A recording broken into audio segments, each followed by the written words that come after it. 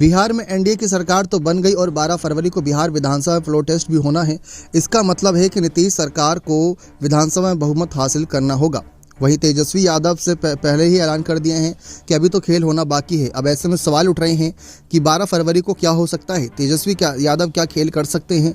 नीतीश कुमार विधानसभा में बहुमत साबित नहीं कर पाए तो क्या होगा, क्या आरजेडी की सरकार बन पाएगी। 28 जनवरी 2024 को नीतीश कुमार ने 128 विधायकों का समर्थन देकर कहीं न कहीं पत्र देकर 9वीं बार मुख्यमंत्री पद की शपथ ली। 78 विधायक बीजेपी के हैं तो 45 विधायक जेडीयू के हैं, एक निर्दलीय विधायक और जीतन राम मांझी की पार्टी हम के 4 विधायक भी शामिल हैं।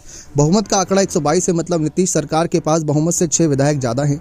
हालांकि बिहार में आरजेडी की ओर से जिस तरह के दावे किए जा रहे हैं कि कई विधायक उन लोगों के संपर्क में हैं और जेडीयू के कई विधायक गायब हैं, ऐसे में सवाल उठ रहा है कि अगर 10 से 12 विधायक विधानसभा में बहुमत साबित करने के दौरान नहीं पहुंचते हैं तो नीतीश कुमार के लिए परेशानी बढ़ सकती है। राजनीतिक जानकार और वरिष्ठ पत्रकार अरुण कुमार पांडे ने कहा कि अभी सभी पार्टियों में यह चर्चा जोड़ों पर है कि खेला होगा, लेकिन यह सिर्फ राजनीतिक बयानबाजी है। उन्होंने कहा कि 12 फरवरी को फ्लोर टेस्ट के पहले राज्यपाल का अभिभाषण होगा। इसके बाद विधानसभा अध्यक्ष पर अविश्वास प्रस्ताव लाया जाएगा।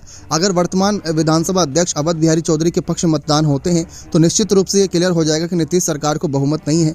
अरुण पांडे ने कहा कि लेकिन यह होने वाला नहीं है। अगर ऐसी बातें सामने आएंगी तो उस दिन नीतीश कुमार विधानसभा में नहीं आएंगे क्योंकि उन्हें यह सब पहले से पता होगा। अगर नीतीश कुमार 12 फरवरी को विधानसभा में आते हैं तो सारे कयासों पर विराम लग जाएगा। उन्होंने कहा कि अगर एनडीए के कुछ विधायक नहीं पहुंचते हैं तो सरकार गिर जाएगी, लेकिन आरजेडी की सरकार बन जाएगी, यह भी संभव नहीं कहीं ना कहीं कह सकते हैं। अब जिस तरीके से कहा जाए कि आरजेडी बड़ी पार्टी है तो उसी वक्त राज्यपाल को सरकार बनाने के लिए दावा पेश किया जा सकता है।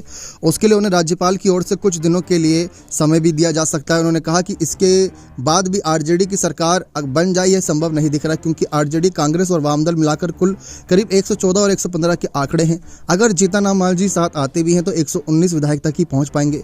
अगर गणित समझाते हुए अरुण पांडे ने कहा कि अगर जेडीयू या बीजेपी का कोई विधायक फ्लोर टेस्ट में नहीं आता है और आरजेडी का समर्थन नहीं करता है तो पार्टी छोड़कर आरजेडी में शामिल नहीं हो सकता, क्योंकि दल बदल कानून के अनुसार तिहाई विधायक को छोड़ना पड़ेगा, जो संभव नहीं दिख रहा। अगर 4, 5 या 10 विधायक छोड़ते भी हैं तो उनकी सदस्यता चली जाएगी। ऐसे में वह आरजेडी को समर्थन नहीं कर सकते, लिहाजा बिहार में राष्ट्रपति शासन भी लग सकता है।